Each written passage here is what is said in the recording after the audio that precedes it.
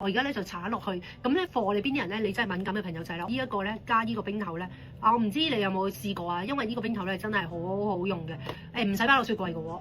嗱，佢咧有一套有兩個嘅，咁如果你中意咧兩個用咧，你就可以咁樣兩邊咁樣嚟拍。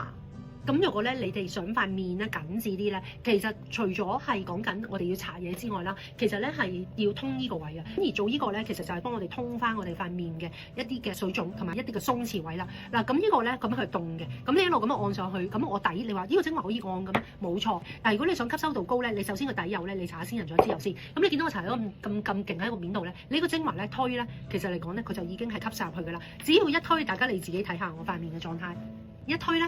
見唔見到嗰個分別啊？呢一個佢即刻即燙平 feel，呢個咧其實你自己屋企做小顏術，你明唔明啊？呢個位你自己如果你買咗啲朋友仔，你翻到屋企試下。其實小顏術嘅原理係啲乜咧？